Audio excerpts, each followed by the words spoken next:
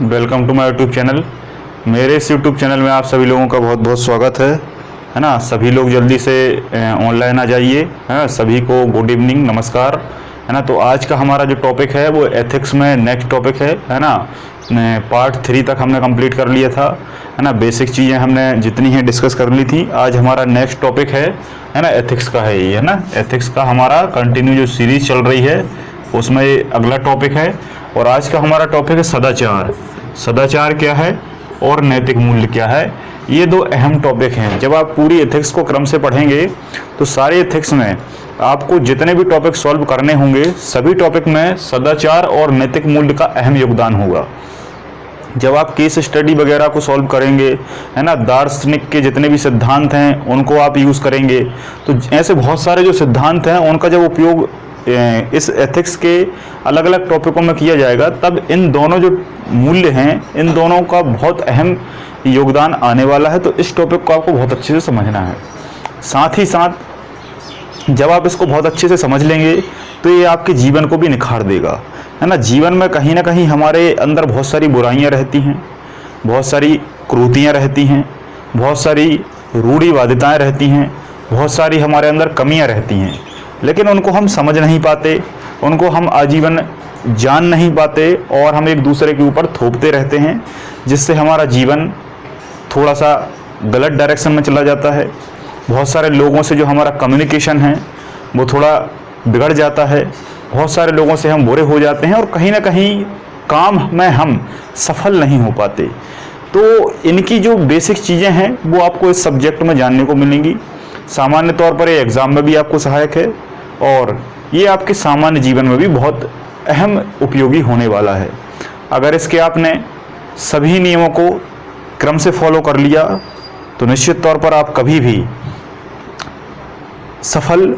असफल होने से कभी भी आप ऐसा नहीं होगा कि आप किसी भी कार्य में सफल ना हो सकें।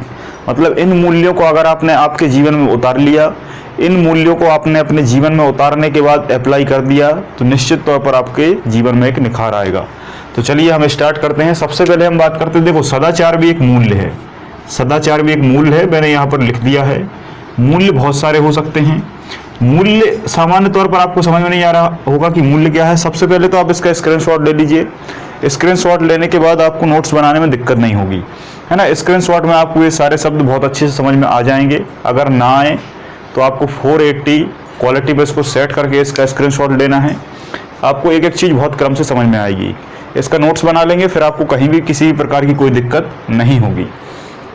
तो सबसे पहले मैं बात करूंगा मूल्य की। मूल्य को इंग्लिश में कहा जाता है वैल्यू, है ना। कहते हैं जैसे आप कभी भी कहीं समाज में जाते हैं तो आप देखते हैं और ये सामान्य तौर पर सुनते भी होंगे, लोग कहते हैं कि यार तुम्हारी क्या वैल्यू है, तुम्हारी क्या वैल्यू है जो तुम मेरे सामने खड़े होकर बात कर रहे हो, है ना। ऐसा बोलते होंगे। और कुछ लोग बोलते हैं कि यार उस व्यक्ति की वैल्यू तो बहुत शानदार है, उस व्यक्ति की तो बात ही कुछ और है ना। वो व्यक्ति बहुत ही अच्छा है।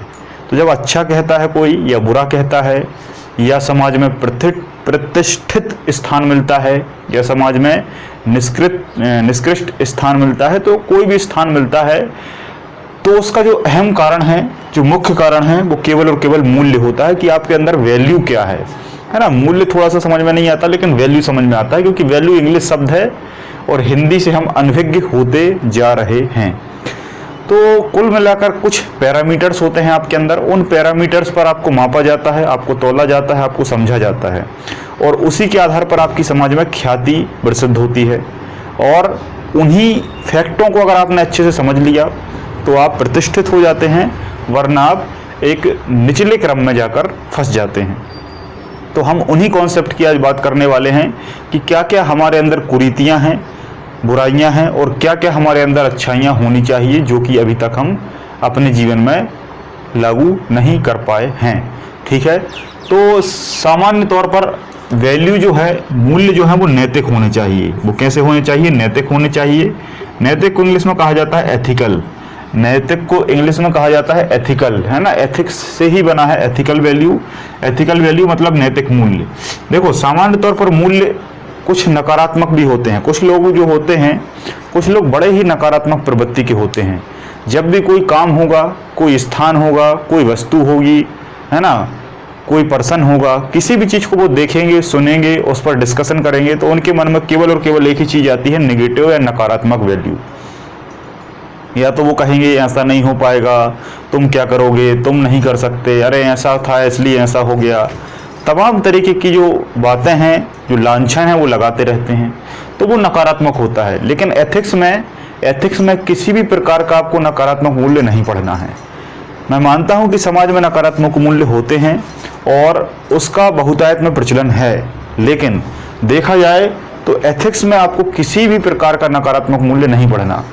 नाम ही है सब्जेक्ट का एथिक्स, तो एथिक्स का मतलब सारी चीज़ें नैतिक होंगी और हम सारे मूल्यों में जब बात करेंगे तो सारे नैतिक मूल्यों की बात करेंगे जो अच्छे हैं, जरूरी हैं, काम के हैं। तो सबसे पहले यहाँ पर मूल्य की बेसिक मैंने परिभाषा बताई है कि मानवीय आवश्यकताओं को पूरा करने का सकारात्मक साधन है। अगर आपसे 3 नंबर में परिभाषा पूछी जाए तो सबसे पहली लाइन आपको ये लिखनी है कि मानवीय आवश्यकताएं। अब मानवीय आवश्यकताएं क्या है? मानवीय आवश्यकता कुछ भी हो सकती है, चाहे आपका रोटी हो, कपड़ा हो, मकान हो, कहीं गाड़ी घूमने के लिए गाड़ी हो, है ना, एक बंगला हो, घर हो, नौकर हो, चाकर हो, एक पद हो, है ना, एक नौकरी हो, एक रोजगार हो, है ना, कोई भी आपका बिजनेस हो, दुकान हो, कुछ भी हो, सारी आपकी क्या है, आवश्यकताएं हैं। मानवीय आवश्यकताओं का लेक्चर मैंने पिछली क्लास में अपलोड कर दिया है। अगर आपको मानवीय आवश्यकताओं को समझना है तो आप वहां जाकर मानवीय आवश्यकताओं के चैप्टर को देख लेंगे। एक बात हमेशा याद रखना, आपको सारे जितने भी चैप्टर हैं वो क्रम से देखने हैं। जब आप क्रम को बिगाड़ेंगे तो थोड़ी सी समस्या आएगी, और जब क्रम को आप नहीं बिगाड़ेंगे तो आपको समस्या नहीं आएगी। 1 मिनट, ठीक है। तो क्रम को आपको बहुत अच्छे से ध्यान में रखना है, ठीक है। तो मानवीय आवश्यकताओं को पूरा करने का सकारात्मक साधन है। साधन का मतलब ये होता है कि एक प्रकार का उस प्रोसेस में उपयोग होने वाला एक बहुमूल्य तथ्य, ठीक है, वो साधन है। अब कैसे है इसको मैं एग्जांपल से समझाता हूं, क्योंकि ये परिभाषा समझ में नहीं आती। सामान्य तौर पर यहाँ पर सभी स्टूडेंट हैं, तो पहले मैं स्टूडेंट का एग्जांपल लेता हूं। आप क्या है? स्टूडेंट हैं। आप क्या है? स्टूडेंट हैं। आपकी मानवीय आवश्यकता क्या है? मतलब टारगेट क्या है, आपका लक्ष्य क्या है, वही आपकी मानवीय आवश्यकता है। आप स्टूडेंट हैं, आपका टारगेट है डीसी बनना, डिप्टी कलेक्टर बनना, कलेक्टर बनना, नायब तहसीलदार बनना, कांस्टेबल बनना, एसआई बनना, पटवारी बनना, कोई भी आपका लक्ष्य हो सकता है। तो वो आपका क्या है? मानवीय आवश्यकता है। भाई इस आवश्यकता को हमें पूरा करना है। आप स्टूडेंट है, आपका टारगेट है, आपको ये बनना है। जब आपको बनना है तो क्या आप ऐसे ही बन जाएंगे? बिल्कुल नहीं बन पाएंगे। आपको कुछ साधन चाहिए। आपको कुछ क्या चाहिए? साधन चाहिए। जब आपको डीसी बनना है तो सबसे पहले तो आपको एक गाइडलाइनर चाहिए जो आपको गाइड कर सके। दूसरा, आपको पुस्तकें चाहिए, पुस्तकों के साथ कुछ नोट्स चाहिए, है ना। तो इस तरीके के साधन चाहिए। लेकिन जब आप नोट्सों को पढ़ेंगे और जब किसी भी व्यक्ति से आप गाइडलाइन लेंगे, तब जब आप उन पर रिएक्शन करेंगे तो वो आप रिएक्शन किस आधार पर कर पाएंगे? आपके मूल्यों के आधार पर। आपने देखा होगा एक कोचिंग में एक टीचर से सारे लोग पढ़ते हैं। एक कोचिंग में एक टीचर से सारे लोग पढ़ते हैं, उसी में से कोई टॉप आ जाता है और कोई लास्ट आता है। फिर गलती टीचर की ठहराई जाती है कि यार टीचर सही नहीं था, वो हमको समझा नहीं पाया, उसने हमको बताया नहीं, उसने हमें ये नहीं बताया, दुनिया भर की बातें। लेकिन एक बंदा फर्स्ट आ गया है, उसका क्या? तो कुल मिलाकर किसी भी एनवायरनमेंट या किसी भी टीचर या कोचिंग की कोई गलती नहीं होती। गलती हमेशा अपने अंदर होती है। जो लोग समझ लेते हैं वो सुधार लेते हैं, बाकी 90% जनसंख्या समझने की कोशिश ही नहीं करती। और वही चीज़ मैं आपको इस लेक्चर में बताने वाला हूँ कि क्या हमारे अंदर कमियाँ हैं और कैसे हमको उनको जानना है और कैसे हमको उनको अपडेट करना है। क्लियर है बात? तब जब यहाँ पर साधन आ चुका है, पुस्तक आ चुकी है, गाइडलाइनर आ चुका है, कोचिंग मिल चुकी है, नोट्स मिल चुके हैं, सब कुछ मिल चुका है।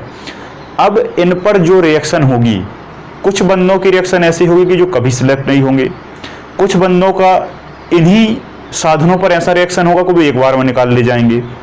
अंतर क्या है? नैतिक मूल्यों का। उनके अंदर कौन कौन से नैतिक मूल्य विद्यमान हैं। जिस व्यक्ति के अंदर जितनी नैतिकता होती है वो उतना जल्दी सफल हो जाता है, जिसके अंदर जितनी अनैतिकता होती है वो उतना असफल होता है। अब आप कहेंगे कि नैतिक अनैतिक क्या है, कुछ समझ में नहीं आ रहा। अब मैं आपको इस नैतिकता के अंदर चीज़ें समझाता हूँ। अगर आपको स्टूडेंट हैं, अगर आपको कोई पोस्ट चाहिए, कांस्टेबल बनना है या डीसी बनना है, तो सबसे पहला आपका मूल्य जीवन में क्या होना चाहिए? अनुशासन। क्या होना चाहिए? डिसिप्लिन। अगर आपके अंदर अनुशासन है तभी आप पोस्ट ले पाएंगे या सिलेक्ट हो पाएंगे। अनुशासन का मतलब, डिसिप्लिन का मतलब, जैसे इस पोस्ट की रिक्वायरमेंट है कि भाई इतना आपके नॉलेज का लेवल होना चाहिए तभी आप सिलेक्ट हो पाएंगे। और वो नॉलेज का लेवल कैसे आएगा? अनुशासन से। अनुशासन का मतलब ये है कि आप एवरीडे गाइडलाइनर से बात करें, उससे पूछें, उससे डिस्कस करें कि भाई कैसे क्या करना चाहिए, कैसी रणनीति होना चाहिए, क्या पढ़ना है, क्या नहीं पढ़ना, कैसे पढ़ना है। दूसरा, पुस्तकों को आपको डेली पढ़ना है। डेली आपने टाइम बना लिया कि इतने टाइम मुझे ये पढ़ना है, इतने टाइम मुझे ये पढ़ना है, इतने टाइम मुझे ये पढ़ना है। कुछ व्यक्ति अनुशासित रहते हैं, सिलेक्ट हो जाते हैं। कुछ व्यक्ति अपने जीवन में अनुशासन बना बना के मर जाते हैं और वो अनुशासन नहीं बना पाते और जीवन में असफल हो जाते हैं। फिर वो अपनी असफलता का दोष किसी और पर देते हैं। गलती किसकी थी? स्वयं की। स्वयं के अंदर क्या? अनुशासन। और अनुशासन क्या है? एक नैतिक मूल्य है। तो कमियां हमारे अंदर ही होती हैं। तो अनुशासन आपको ऐसा बनाना है कि उसको कोई हिला ना सके। अगर आपने डिसिप्लिन बना लिया है कि मुझे कोचिंग जाना है, मतलब जाना है, चाहे पानी गिरे, चाहे आग गिरे, चाहे दुनिया पलट जाए, चाहे कुछ हो जाए, मुझे जाना है मतलब जाना है, आप निश्चित तौर पर सफल हो जाएंगे। दूसरा, आपने डिसीजन ले लिया कि मुझे 5 घंटे दिन में पढ़ना है, मतलब पढ़ना है। अलग अलग सब्जेक्टों को मैं 1-1 घंटे, 5 घंटे मतलब पढ़ूंगा, मतलब पढ़ूंगा। फिर बाकी के 19 घंटे जिसको जो कराना है करा ले। निश्चित तौर पर आप सफल हो जाएंगे। लेकिन कुछ लोग निरंतर प्रयास करते हैं, नहीं बना पाते अनुशासन और सफल नहीं हो पाते। तो पहला आपका नैतिक मूल्य है अनुशासन। डिसिप्लिन होना बहुत ही जरूरी है। कि देखो, ये पढ़ाई की बात नहीं है, पढ़ाई के अलावा संसार का कोई भी काम हो, चाहे आपका बिजनेस हो, चाहे आपकी दुकान हो, चाहे आपकी खेती बाड़ी हो, चाहे आप स्टूडेंट हो, चाहे आप किसी फील्ड के व्यक्ति हों, अनुशासन होना जरूरी है। जैसे मान लो आप दुकानदार हैं, अगर आप दुकान डेली ना खोलें तो क्या दुकान चलेगी? क्या आप सफल हो पाएंगे? अगर आप खेती करते हैं, अगर आप डेली खेती नहीं जाएंगे, आप अनुशासन में नहीं रहेंगे। अनुशासन का मतलब समय समय पर उस पर खाद, पानी, बीज नहीं डालेंगे, डेली नहीं जाएंगे, तो क्या खेती में आप कुछ कर पाएंगे? सफल नहीं हो पाएंगे। तो कोई भी काम हो, अगर उसमें अनुशासन है तभी आप सफल होंगे। उसके साथ साथ निरंतरता। दूसरा आपका मूल्य क्या है? निरंतरता, कंटिन्यूटी। कंटिन्यूटी रखना बहुत जरूरी है। ऐसा नहीं है कि किसी भी काम को आपने एक दिन अच्छा 12-15 घंटे कर लिया, दूसरे दिन फिर बिल्कुल नहीं किया, फिर एक दिन कर लिया, फिर एक दिन नहीं किया, फिर एक दिन कर लिया, फिर एक दिन नहीं किया।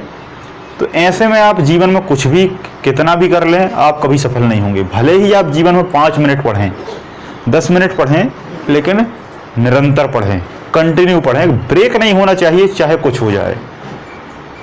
ब्रेक करने के लिए आपके सामने बहुत सारी तमाम तरीके की बुराइयां आएंगी, क्योंकि ये मेरा मानना है, व्यक्तिगत मानना है, कि जब आप कोई अच्छा काम करते हैं तो 1000 चीज़ें आपकी बाधा बन के आएंगी आपके रास्ते में। 1000 चीज़ें बाधा बन के आएंगी आपके रास्ते में, जो कि बाधाएं नहीं होती, ऐसा मेरा मानना है। जो कि रास्ता होता है उस मंजिल तक का। कुछ लोग उसको रास्ता मानते हैं, कुछ लोग उसको बाधा मान लेते हैं। ये निर्भर करता है अपने अपने ऊपर। ठीक है, तो निरंतरता आपको रखना बहुत जरूरी है। निरंतर रहेंगे, एक फिक्स टाइम बनाकर सफल हो जाएंगे। ठीक है। दूसरा है त्याग। त्याग होना जरूरी है। त्याग का मतलब क्या है? भौतिक सुख सुविधाएं। जो व्यक्ति त्याग नहीं कर सकता वो इन सारी चीज़ों को ग्रहण नहीं कर पाएगा। जैसे मान लो कुछ बच्चों को मैंने देखा है, मैं क्लास में पढ़ाता हूँ और जैसे लाइट चली जाए, पंखा बंद हो जाता है, कूलर बंद हो जाता है, एसी बंद हो जाता है, लाइट चली जाती है, तो वो पढ़ नहीं पाते। वो कहते हैं सर गर्मी लग रही है, ये लग रहा है, वो लग रहा है, बाहर देखते हैं, यहाँ जाते हैं, वहाँ जाते हैं। एक दिन बस नहीं मिली, कोचिंग नहीं आएंगे। गाड़ी पंचर है, बस कोचिंग नहीं आएंगे, बहाना। पानी गिर गया, छाता नहीं था, इसलिए कोचिंग नहीं आए। तो बहुत सारी चीज़ें ऐसी होती हैं जो हम नहीं त्याग पाते। सुख नहीं त्याग पाते, आप भीगना नहीं चाहते, है ना, आप आसानी से आना चाहते हैं कोचिंग, उसको नहीं त्याग पाते। आपको एक ऐशो आराम की ज़िंदगी के साथ पढ़ाई करनी है, उसको नहीं त्याग पाते, आप पढ़ नहीं पाएंगे, आप किसी भी काम में सफल नहीं हो पाएंगे। कहने का मतलब ये है, ठीक है। जैसे उदाहरण के तौर पर आप दुकानदार हैं, आपकी दुकान में लाइट चली गई है और कोई ग्राहक आया, उसने आपसे सामान मांगा, तो आप उससे ये कहेंगे कि यार मेरे दुकान में अभी लाइट नहीं है, तुम बाद में आना या बाजू वाली दुकान से ले जाओ, ऐसा कहोगे क्या? ऐसा कहोगे तो ऐसे इससे क्या होगा, इससे क्या इफेक्ट पड़ेगा? तो कुल मिलाकर ये नैतिक मूल्य होना जरूरी है। त्याग का मतलब ये है कि जब आप कोई काम कर रहे हैं तो आपके काम के बीच में कुछ भी आ जाए या कुछ भी चला जाए, इससे आपको कोई फर्क नहीं पड़ना चाहिए। चाहे आंधी आए, चाहे तूफान आए, चाहे हवा रहे, चाहे लाइट रहे ना रहे, कुछ भी हो, आप जब अपने काम में हैं तो फुल कंसंट्रेशन के साथ उस पर, एकाग्रता के साथ उस पर काम करेंगे तो आप निश्चित तौर पर सफल हो जाएंगे। तो कुल मिलाकर भौतिक सुख सुविधाओं का त्याग करना, त्याग करने का मतलब ये नहीं कि आप उनको छोड़ ही दें। त्याग करने का मतलब ये है कि जब आपने कार्य में लगे हैं, जब वो चीज़ आपसे चली जाए, आ जाए, तो आपकी कंसिस्टेंसी पे फर्क नहीं पड़ना चाहिए। समर्पण आप जानते ही हैं, किसी भी चीज़ के प्रति समर्पण रखना बहुत जरूरी है। समर्पण का मतलब ये है कि अपना तन मन धन से उस चीज़ के ऊपर सब कुछ समर्पण कर देना, है ना। जैसे आप तैयारी कर रहे हैं तो आपने तन भी लगा दिया, अपना मन भी लगा दिया और आपने धन भी लगा दिया और पूरी तरीके से समर्पित हो गया कि यार अब तो निकाल के ही रहना, चाहे कुछ हो जाए, बस वैकेंसी आ जाए, है ना। तो समर्पण जरूरी है। एक दूसरे एग्जाम्पल से समझाता हूँ मैं। जैसे मान लो एक सामान्य पर्सन है, उसका टारगेट है अपने जीवन में, जैसे वो बिजनेसमैन है तो बिजनेसमैन में किसी का टारगेट हो सकता है कि भाई आज मुझे 2000 की बिक्री करनी है, सेलिंग का है। या फिर किसान है तो 10 बोरा प्रोडक्शन करना है, 10 कुंटल प्रोडक्शन करना है ना। मार्केटिंग में है तो सुपर मार्केटिंग करना है ना। तो जब ये सब उसको करना रहेगा, प्रोडक्शन करना है, उत्पादन ज़्यादा करना है ना, या कोई चीज़ को बेचना ज़्यादा है, ज़्यादा प्रॉफिट कमाना है, तो कैसे कमाएगा? इन चारों चीज़ों को वो ध्यान में रख ले। ये वीडियो सभी के लिए है, इस वीडियो को मैं प्राइवेट नहीं रखूंगा। ये वीडियो को मुझे लगता है कि सभी को पहुंचाना चाहिए। तो जो वीडियो इसको देख लेगा और अपने जीवन में इन 4 मूल्यों को उतार लेगा, वो निश्चित तौर पर अपने किसी भी काम में असफल नहीं होगा, ये मेरी गारंटी है। कैसे, समझिए। या तो आप किसान हैं, या आप बिजनेसमैन हैं, या आप स्टूडेंट हैं, कुछ भी हैं। अगर आप अनुशासन में रहेंगे, डेली वो काम करेंगे, समय समय पर सारी चीज़ों को ध्यान देंगे, निश्चित तौर पर सफल होंगे। निरंतरता रखेंगे तो वैसे ही आपको कोई हरा नहीं सकता, ये मैं मानता हूँ। त्याग है फिर तो क्या नहीं कहना। और अगर आपने समर्पण कर दिया फिर तो बल्ले बल्ले हो जाएगी आपकी। आप एक बार इन चारों चीज़ों को करके तो देखिए, फिर देखें आप, ठीक है। तो ये बहुत ही काम की चीज़ें हैं। इन चारों चीज़ों को आप बढ़िया तरीके से लिख लें और ऐसी जगह लिखें कि जहाँ आपकी नज़र रोज़ पड़े। रोज़ नज़र पड़ेगी, आपके अंदर ये चीज़ें आ जाएंगी, ये मेरी गारंटी है। कुछ हम परिभाषा की बात कर लें। ये तो बेसिक एक समझ की परिभाषा थी, आप इसको इसमें भी इंक्लूड कर सकते हैं। मूल्य आंतरिक, सकारात्मक, स्थायी, अमूर्त गुण है। क्या है मूल्य? अब देखो, अगर आपसे वहां पूछा जाए तो आपको वहां इस भाषा में लिखना है। इस भाषा में लिखेंगे तो आपको नंबर आएंगे। अगर आप सामान्य भाषा में लिख देंगे, है ना, कि मूल्य हमारे अंदर पाए जाते हैं जिससे हमारे शरीर की मानवीय आवश्यकताएं पूरी हो जाती हैं और व्यक्ति सफल हो जाता है, तो ऐसे में नंबर नहीं मिलेगा। नंबर कैसे मिलेगा? मूल्य आंतरिक, सकारात्मक, स्थायी, अमूर्त गुण एवं विश्वास होते हैं। सामान्य भाषा में समझिए। मूल्य का मतलब वैल्यू। वैल्यू कैसी? आंतरिक। आंतरिक मतलब आपके शरीर के अंदर, आपके दिमाग में कैसी? सकारात्मक, मतलब पॉजिटिव सोच होना चाहिए। होते कैसे हैं? स्थायी होते हैं। या तो व्यक्ति नकारात्मक है तो वो नकारात्मक ही रहेगा। 90% लोग जैसे होते हैं वैसे ही होते हैं, उनको कोई नहीं बदल पाता, वो मरने के बाद ही बदलते हैं। स्थायी होते हैं। स्थायी का मतलब स्टेबल, आपके अंदर है तो है, नहीं है तो नहीं है।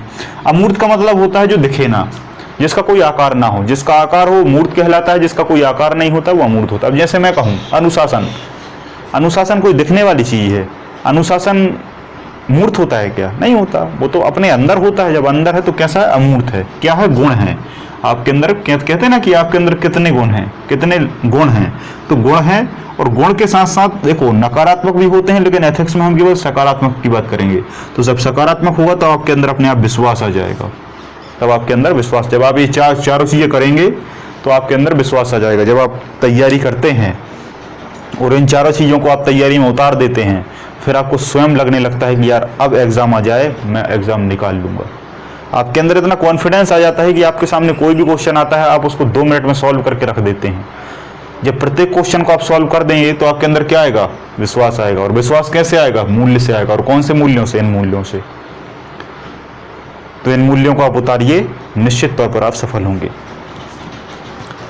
तो मूल्य आंतरिक, सकारात्मक, स्थायी, अमूर्त गुण एवं विश्वास होते हैं जो कि अनुचित मार्ग से उचित सकारात्मक मार्ग एवं लक्ष्य की ओर ले जाने का कार्य करते हैं। बात क्लियर है? अमूर्त गुण और विश्वास होते हैं जो आपके अनुचित मार्ग से, जैसे आप गलत मार्ग पर चले गए, गलत काम करने लगे, है ना, बहुत सारी बुरी चीजें आपके अंदर आ गई, तो उस मार्ग से आपको हटा देंगे, उस मार्ग से आपको उचित मार्ग पर ले आएंगे। और वो मार्ग कैसा होगा? सकारात्मक लक्ष्य की ओर होगा।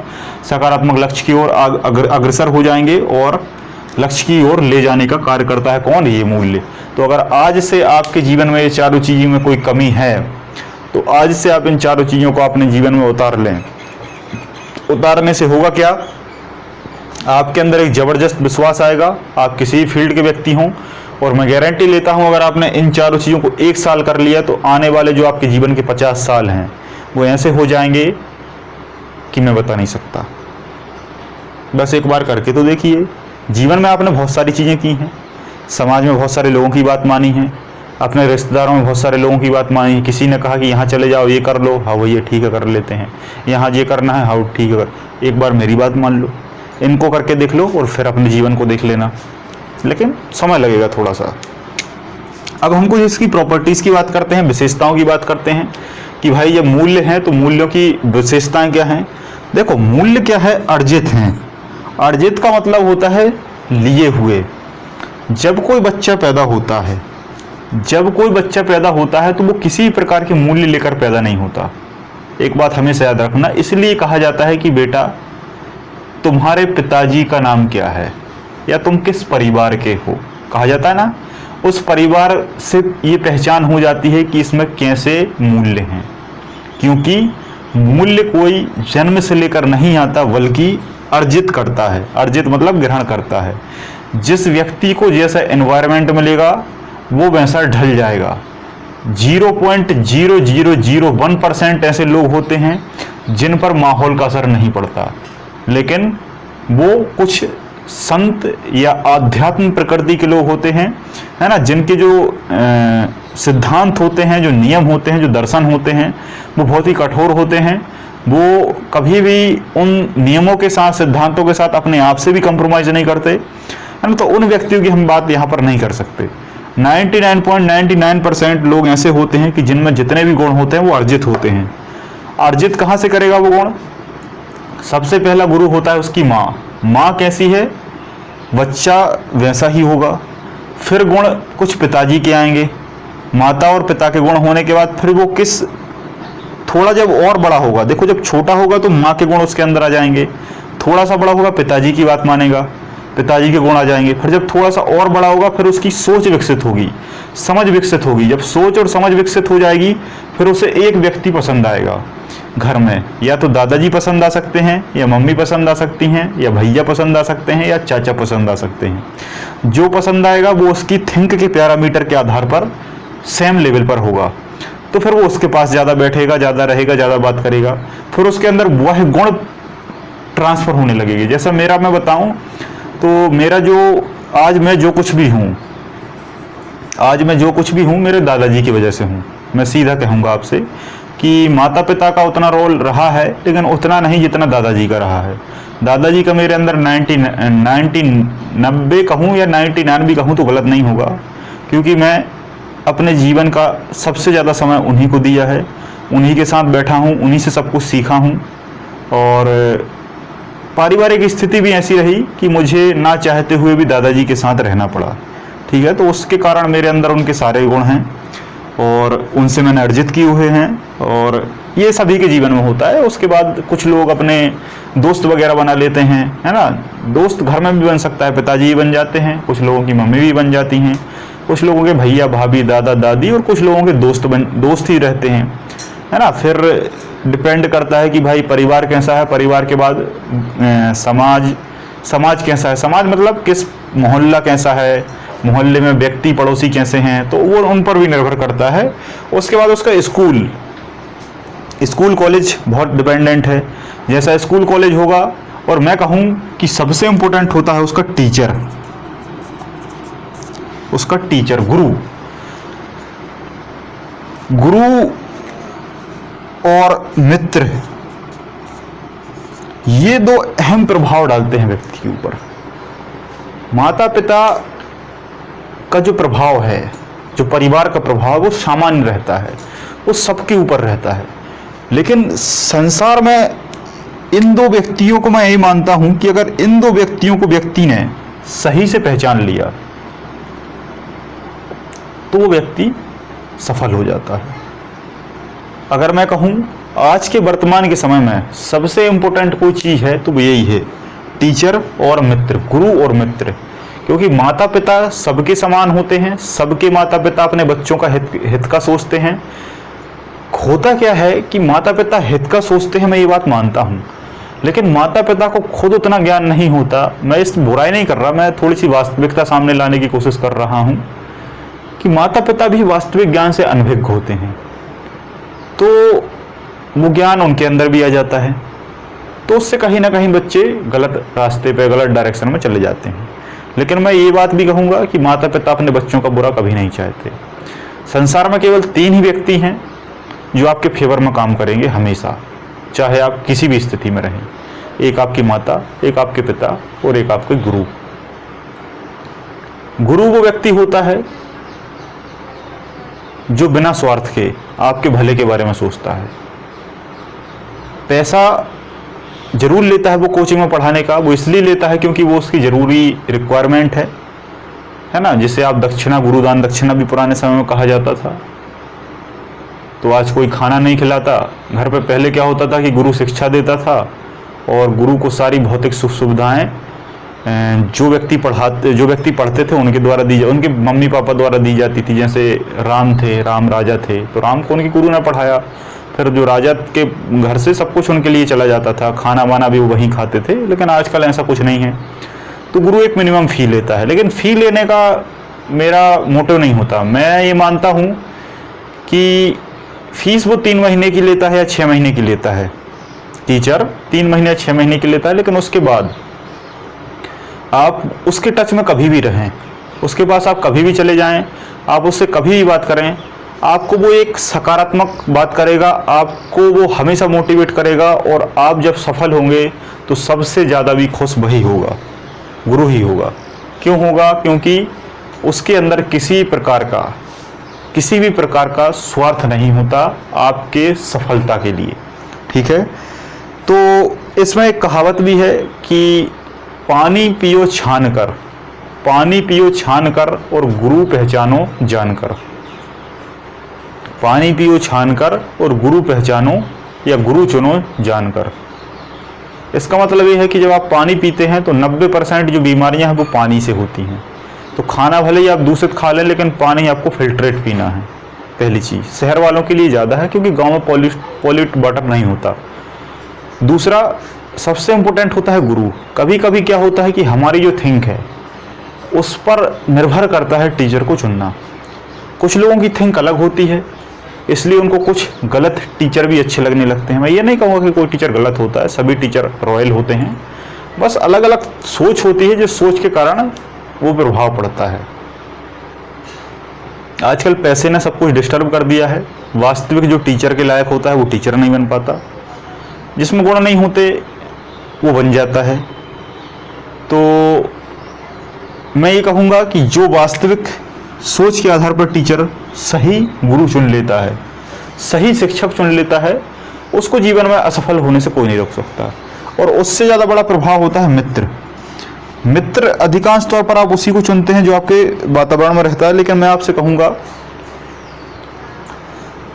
1000 मित्र मत बनाइए, 1000 दोस्त मत बनाइए, कोई मतलब के नहीं होते।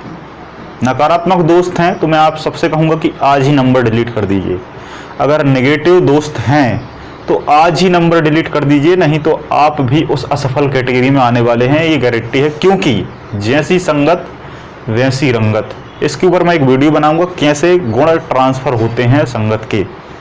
और हम चाह के भी नहीं रोक पाते। मैं कहूँगा कि मैं एक बात बताता हूँ, मेरे ही व्यक्तित्व की बात बताता हूँ। मेरे जीवन में कोई मेरा दोस्त नहीं रहा, मैं आपसे सही बताऊँ। कुछ रहे हैं जो साथ में केवल पढ़ते थे, भौतिकता की जरूरी चीज़ों के कारण उनके साथ थोड़ा सा संपर्क रहा, लेकिन किसी से उतनी गहरी दोस्ती नहीं हो पाई, किसी से भी नहीं हो पाई। कुछ थे, उनसे भी दोस्ती मेरी टूट गई, क्योंकि मैं ज़्यादा महत्व नहीं देता था। महत्व का मतलब मैं ज़्यादा कन्वर्सेशन नहीं करता था। उनका कहना था घूमने चलना है, ये करना है, एंजॉय करना है, मौज मस्ती, और मेरे सिस्टम में कुछ नहीं था। तो मेरा सब दोस्तों से जो नाता है वो दूर होता गया, और मैं अपने पथ पर लगातार प्रयासरत रहा। और इतनी कम उम्र में मैंने इस लेवल पर मैं पहुंचा, कहना तो नहीं चाहिए, लेकिन फिर भी बताने के लिए, उदाहरण के लिए मैंने ये बताना सही समझा कि मैंने ज़्यादा दोस्तों से मतलब नहीं रखा। एक दो दोस्त हैं जो सकारात्मक हैं, बाकी नकारात्मक से मुझे कोई लेना देना नहीं होता। और उसी के कारण है कि मैं इस लायक हो चुका हूं कि मैं आपको थोड़ा सा पढ़ा रहा हूं।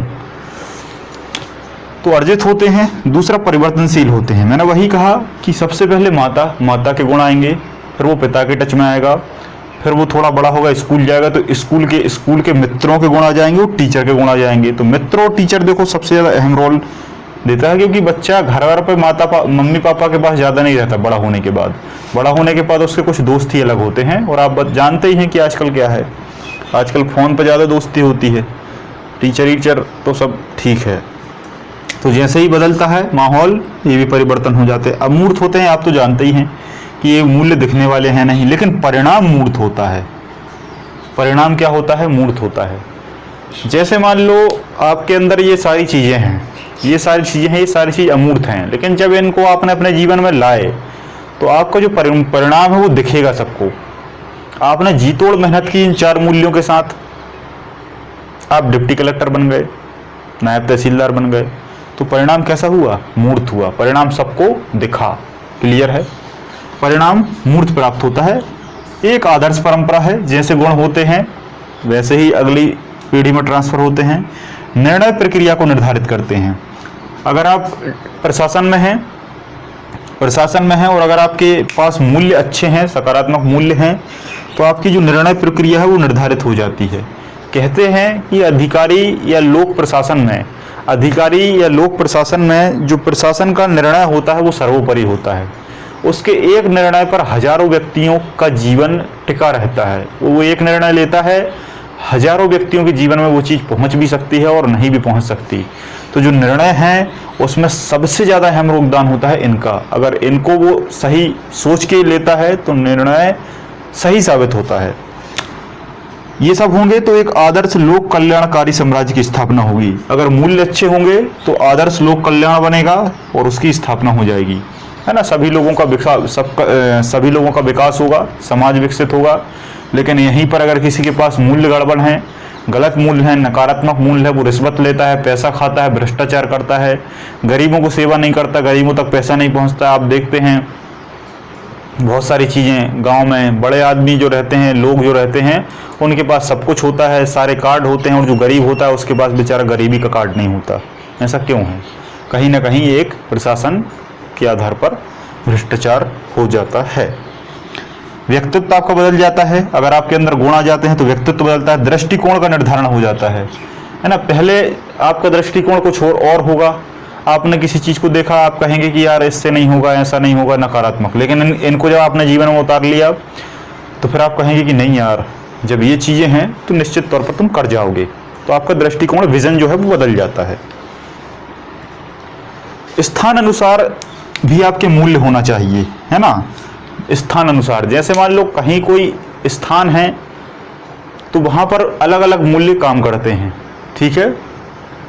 तो जैसे मान लो आप बॉर्डर पर बंदूक चल रही है, तो आप वहाँ पर ये नहीं कह सकते कि भाई त्याग, मैं अपने धरती के लिए अपने शरीर का त्याग करता हूँ। आप जाके आगे खड़े हो गए और 4 गोली खाएं और मर गए, तो वहाँ आपको त्याग नहीं करना। वहाँ आपको अपनी बॉडी को बचाना है। वहाँ आपको समर्पण नहीं करना, वहाँ आपको निरंतरता रखनी है, वहाँ आपको लड़ना है। तो कहीं कहीं मूल्यों में स्थिति के आधार पर, स्थान के आधार पर परिवर्तन आता है, ठीक है। सभी को प्राथमिकता देना, सभी को प्राथमिकता देना। जब आप इन मूल्यों को अपने जीवन में उतारेंगे तो आपको गरीब व्यक्ति को गरीब नहीं समझना, पियून के साथ पियून जैसा व्यवहार नहीं करना, नहीं तो एक विरोधाभास आ जाता है, लोग आपको गलत कहने लगते हैं। वहीं पर अगर आपने अच्छा काम किया, सभी को प्राथमिकता दी, तो आपके जाने के बाद, आपके रिटायरमेंट के बाद भी व्यक्ति आपका नाम लेंगे कि यार साहब तो वो थे, साहब तो वो थे। तो ऐसा नाम बना के चलना है। तो ये सबको प्राथमिकता देके चलना है। कुछ हम शासन, प्रशासन और सुशासन की बात करते हैं कि जब आपके ये मूल्य आपके अंदर आ जाएंगे तो किस तरीके से शासन हो पाएगा, किस तरीके से सुशासन होगा और किस तरीके से प्रशासन होगा। सामान्य तौर पर कभी कभी पूछ लिया जाता है कि शासन क्या है, प्रशासन क्या है और सुशासन क्या है। ये तीनों शब्द एक से लगते हैं लेकिन तीनों में बहुत अंतर है। सबसे पहले मैं शासन को डिफाइन करता हूँ। शासन मतलब होता है सरकार या गवर्नमेंट। सरकार या गवर्नमेंट जो होती है वो नियम बनाती है ना। अभी भारत में जो संसद है वो सरकार है। संसद सारे नियम कानूनों को बनाती है, नीतियाँ बनाती है। नीति समझ गए ना, योजनाएं बनाती है, नीति बनाती है, योजनाएं बनाती है। नीति आयोग भी बन चुका है अभी। तो ये कौन बनाती है? सरकार। तो सरकार क्या होती है? शासन होती है, गवर्नमेंट होती है। लेकिन उस सरकार के अंदर जो परीक्षा देके पढ़े लिखे व्यक्ति पहुंचे हैं वो प्रशासन करते हैं। प्रशासन का मतलब इस शासन को चलाते हैं। तो शासन कौन होता है? जो लोग चुने जाते हैं, विधायक, मंत्री, नेता, सांसद, ये सब शासन है। लेकिन ये करते कुछ नहीं है, ये केवल निर्णय देने का काम करते कि भाई ये कर लो, इनसे कुछ नहीं बनता। करता कौन है? प्रशासन। प्रशासन में कलेक्टर है, डिप्टी कलेक्टर है, तहसीलदार है, नायब तहसीलदार है, बहुत सारी पोस्टें होती हैं। तो उनमें जो व्यक्ति हैं वो पढ़े लिखे व्यक्ति होते हैं और वो प्रशासन करते हैं। गांव स्तर पर सचिव होता है, सहायक सचिव होता है, क्योंकि वो समझदार व्यक्ति माने जाते हैं। लेकिन इसमें भी कहीं ना कहीं अब भ्रष्टाचार आने लगा है। और जब ये दोनों मिलकर काम करते हैं तो जो परिणाम होता है उसको सुशासन कहा जाता है। उसको सुशासन कहा जाता है। एक बात याद रखना, सुशासन हमेशा पॉजिटिव होता है। सुशासन हमेशा पॉजिटिव होता है। जब नियम नीति बन जाएगा तो इसको रेगुलेट कौन करेगा? ये प्रशासन करेगा, मतलब कलेक्टर, डिप्टी कलेक्टर करेगा, सचिव करेगा। और जब जो परिणाम मिलेगा वो सुशासन कहलाएगा। मतलब शासन प्रशासन से जो परिणाम मिला वो क्या हुआ? सुशासन हुआ। अब जैसे मान लो कोई कानून बना, जैसे भारत स्वच्छता अभियान, भारत स्वच्छ अभियान किसने बनाया? शासन ने बनाया, मोदी जी ने बनाया। फिर उसको लागू कौन ने किया? कलेक्टर ने किया। तो सबसे ज़्यादा अच्छा किसने किया? कलेक्टर ने। इंदौर के कलेक्टर ने किया और इंदौर नंबर 1 पे आ गया। पूरे भारत में कितने कलेक्टर हैं? बहुत सारे कलेक्टर हैं, लेकिन इंदौर सबसे नंबर 1 क्यों आया? क्योंकि वहाँ का कलेक्टर कैसा है? सबसे अच्छा है, सबसे ईमानदार है। तो प्रशासन के जो कलेक्टर ने काम किया उससे इंदौर नंबर 1 आ गया। तो सुशासन सबसे अच्छा इंदौर में हुआ, ठीक है। और जिससे लोक कल्याणकारी राज्य की स्थापना हो जाती है। बात क्लियर है?